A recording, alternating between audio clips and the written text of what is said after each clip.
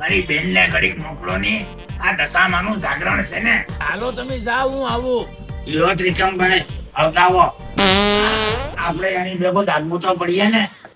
લાવો બીડી તો પીએ.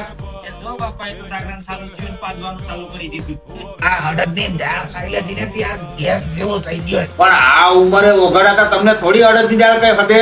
જતોબેન ગંધાઈથી બાપાને કે ઘડીક બહાર આવ્યા સાહેબ ને. ત્રિકમભાઈ હળદની દાળ સરે ની, પણ અટાણા હું ખાવું? ઈ બેન આ ઉંમર કે ડોહા બાપાને ઘરે અડદની દાળ. ઈ બે ઘડિયાળમાં તો 11 વાગ્યા ને આખી રાત કઈ પૂરી થાય. પણ આ ભૂલો ખબર પડવા દે તો ને, આ તો રોમ પીતરી નાખ્યો. ત્રિકમભાઈ હું તો જાઉં, આ બાઈઓ નહીં બેહવા દે ઘડી, એને જાગવું હોય તો જાગે, બાકી શું. ઓગળાતા તમે મને બોલાવીને તમે ક્યાં હુવા જાવ? અરે બેઠા ઘડીક આપણે. ડોહા મારાને કોઈ નો કહેવાય એને આવાની કઈ અડદની દાળ ઘરે. પણ બેન આવા આમ ન હોય, એ જાગરણ શરૂ કર્યું કે 100-7 વાગશે તો મારા બારા નીકળી જાય.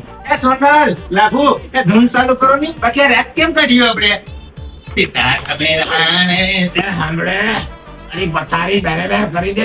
તમે બારા બેહો, આખી પથારી કરી દો તમારી.